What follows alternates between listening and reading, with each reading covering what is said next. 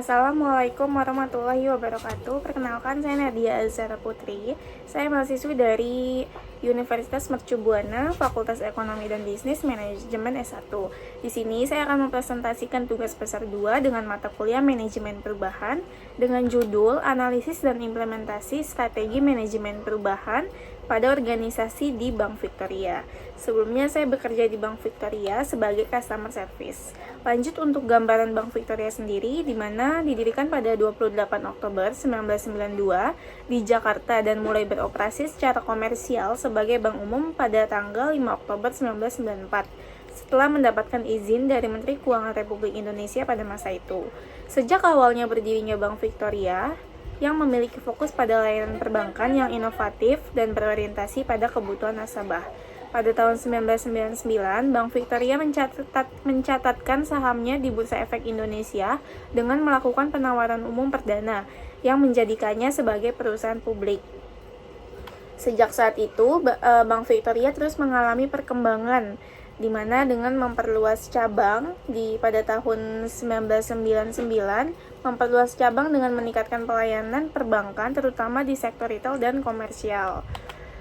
Di sini dengan strategi yang berinovasi dan tata kelola yang kuat, Bank Victoria diharapkan dapat memperkuat posisinya di industri perbankan nasional. Adapun misinya yaitu menjadi bank pilihan nasabah yang terpercaya, sehat, efisien, dan mendukung pertumbuhan berkelanjutan. Untuk misi lainnya, yang pertama, memenuhi kebutuhan nasabah yang memberikan layanan terbaik dan membangun hubungan yang erat. Dan yang kedua, mengembangkan sumber daya manusia yang profesional dan berkualitas. Dan yang ketiga, menerapkan sistem operasional perbankan yang aman, cepat, dan efisien. Dan yang keempat, menjalankan manajemen risiko yang cermat sesuai prinsip kehati-hatian. Untuk yang kelima, menjaga pertumbuhan bisnis yang berkelanjutan dan memberikan nilai tambah bagi seluruh pemangku kepentingan. Untuk struktur organisasi Bank Victoria sendiri terdiri dari Dewan Komisaris yang bertugas untuk mengawasi kebijakan strategi dan operasional bank, serta direksi yang bertanggung jawab atas manajemen harian. Bank Victoria juga memiliki berbagai komite pendukung seperti komite audit, nominasi, dan remunerasi, dan komite pemantauan risiko. Di tingkat operasionalnya terdapat divisi-divisi utama seperti Treasury, Risk Management, dan Corporate Legal Division yang mendukung kelancaran kegiatan perbankan dan kepatuhan terhadap regulasi hukum yang berlaku. Sejak berdirinya Bank Victoria telah mengalami berbagai perubahan untuk menyesuaikan diri dengan perkembangan industri keuangan dan regulasi perbankannya. Salah satu perubahan terbaiknya ialah adanya transformasi digital yang dilakukan dalam beberapa tahun terakhir ini, termasuk dalam peningkatan layanan perbankan berbasis teknologi untuk memenuhi kebutuhan nasabah yang semakin berkembangnya teknologi. Fokus utama Bank Victoria itu tetap terletak pada pertumbuhan yang berkelanjutan dengan memastikan bahwa stabilitas bisnis dapat membantu dalam meningkatkan kinerja operasional yang dapat mendukung daya saing dalam mendukung jangka panjang. Salah satu strategi utamanya dijalankan adalah penguatan tata kelola perusahaan yang baik, yang disebut itu good corporate governance. Di sini ada analisis situasi dalam Bank Victoria. Yang pertama, digitalisasi dalam sektor perbankan, mendorong Bank Victoria untuk beradaptasi dengan inovasi layanan berbasis teknologi seperti mobile banking, internet banking, dan digital payment. Yang kedua, dengan adanya fintech sebagai pesaing baru membuat Bank Victoria harus meningkatkan layanan digitalnya agar dapat kompetitif. OJK dan Bank Indonesia terus memperbarui regulasi mengenai perbankan seperti aturan tata kelola perusahaan, manajemen risiko, dan perlindungan konsumen. Implementasi kebijakan keuangan berkelanjutan menuntut Bank Victoria untuk menerapkan strategi yang mendukung ekonomi hijau. Inflasi, suku bunga, dan pertumbuhan ekonomi nasional yang dipengaruhi oleh permintaan kredit dan perilaku nasabah dalam menabung atau berinvestasi. Dan adanya ketidakpastian global seperti resesi ekonomi dan konflik geopolitik. Bank besar dan digital banking semakin agresif dalam menawarkan produk inovatif yang lebih fleksibel dan mudah diakses oleh masyarakat atau nasabah. Yang terakhir, fintech dan perusahaan teknologi keuangan memberikan layanan pinjaman, transfer uang, dan investasi yang menarik bagi pelanggan tradisional perbankan. Di sini ada analisis SWOT Yang pertama itu kekuatan atau strength. Yang pertama memiliki pengalaman lebih dari 20 tahun di industri perbankan Indonesia. Yang kedua, reputasi sebagai bank yang fokus pada layanan nasabah dengan manajemen risiko yang baik. Yang ketiga, pengembangan fitur internet banking dan mobile banking untuk meningkatkan kenyamanan transaksi nasabah. Yang kedua ada weakness atau kelemahan. Dibandingkan dengan bank-bank lainnya seperti BCA, BRI, atau Mandiri, Bank Victoria memiliki keterbatasan dalam hal jumlah nasabah dan aset. Yang kedua, kemampuan ekspansi yang lebih terbatas dibandingkan bank-bank besar lainnya. Dan yang ketiga, portofolio kredit masih terkonsentrasi pada segmen tertentu sehingga memiliki resiko yang lebih tinggi.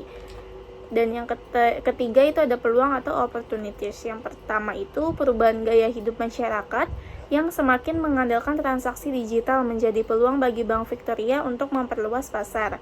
Yang kedua, potensi pertumbuhan nasabah dari segmen milenial dan Gen Z yang lebih tertarik dengan layanan keuangan berbasis digital.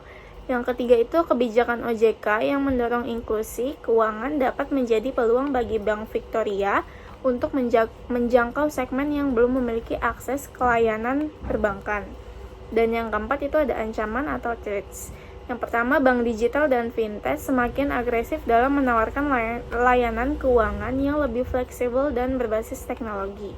Dan yang kedua, bank-bank besar terus memperluas ekosistem layanan mereka dengan mengintegrasikan berbagai layanan keuangan dalam satu platform. Dan yang ketiga, kenaikan suku bunga dapat meningkatkan biaya dana atau cost of fund dan mengurangi daya beli masyarakat terhadap kredit. Di sini ada strategi manajemen perubahan Bank Victoria, di mana dinilai telah menerapkan strategi perubahan dalam pengembangan teknologi dan digitalisasi pada layanan perbankan. Bank Victoria berinvestasi dalam transformasi digital melalui fitur internet dan mobile banking yang bertujuan untuk meningkatkan pengalaman nasabah dan menjaga daya saing di pasar. Dari perspektif model Kotter, langkah-langkah tersebut dapat dikategorikan ke dalam tahap penciptaan urgensi dan pengembangan visi strategis.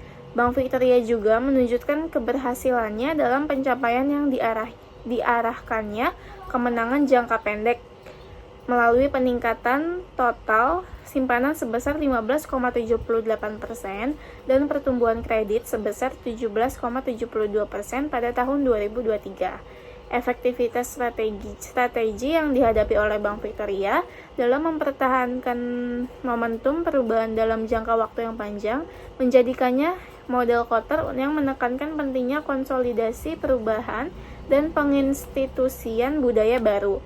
Namun Bank Victoria masih membutuhkan penguatan.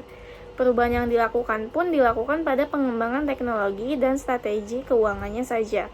Sedangkan aspek dalam pengelolaan sumber daya manusia dan peningkatan keterlibatan karyawan dalam perubahan belum tentu ditekankan pada Bank Victoria.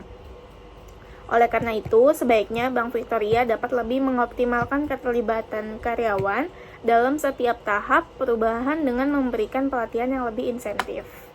Di sini ada peran kepemimpinan dan komunikasi. Kepemimpinan di Bank Victoria berperan dalam mendorong transformasi digital dan penguatan tata kelola perusahaan. Manajemen bank mengambil keputusan strategis untuk meningkatkan layanan perbankan berbasis digital, seperti pengembangan internet banking dan mobile banking. Langkah ini bertujuan untuk menjawab kebutuhan nasabah yang semakin bergantung pada teknologi dalam melakukan transaksi keuangan. Kepemimpinan dapat membantu dalam pertumbuhan bisnis yang sehat dengan menerapkan prinsip kehati-hatian dan manajemen risiko. Oleh karena itu, diperlukannya pendekatan kepemimpinan yang tidak hanya bersifat top-down, melainkan dapat melibatkan karyawan agar mereka merasa memiliki peran tersendiri dalam mendukung perubahan yang ada di dalam suatu organisasi.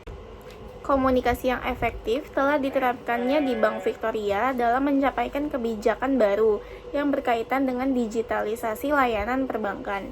Informasi terkait pengembangan fitur layanan tersebut telah disampaikan secara transparan kepada nasabah dan karyawan, agar mereka dapat memahami manfaat dan tata cara menggunakannya seperti apa. Namun, komunikasi ini secara internal di dalam organisasi masih harus diperbaiki lagi dengan cara melibatkan karyawan dalam diskusi dan memberikan pelatihan yang baik agar dapat menghadapi perubahan.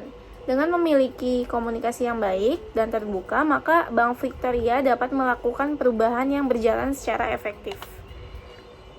Ada dampak dan hasil, yaitu yang pertama dari aspek operasional, implementasi internet banking dan mobile banking meningkatkan efisiensi dalam melayani nasabah, mengurangi ketergantungan pada transaksi manual di kantor cabang, dan mempercepat proses layanan keuangan. Bank Victoria memperkuat sistem manajemen risiko dan tata kelola perusahaan agar tetap kompetitif di tengah persaingan industri perbankan. Kalau dari aspek budaya organisasi, transformasi digital yang dilakukan Bank Victoria mengubah cara kerja karyawan yang sebelumnya lebih banyak berinteraksi langsung dengan nasabah menjadi lebih berbasis teknologi. Hal ini dapat memberikan tantangan dalam adaptasi, apalagi bagi karyawan yang sudah terbiasa menggunakan sistem manual.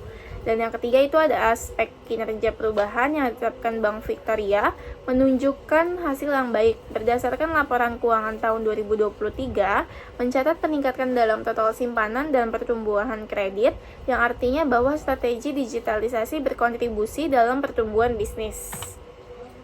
Untuk rekomendasi, yang pertama Bank Victoria sebaiknya meningkatkan pelatihan dan pengembangan keterampilan karyawan dalam bidang teknologi perbankan digital. Dan yang kedua, Bank Victoria sebaiknya memperkuat komunikasi internal agar seluruh karyawan dapat memahami tujuan manfaat dari perubahan yang dilakukan.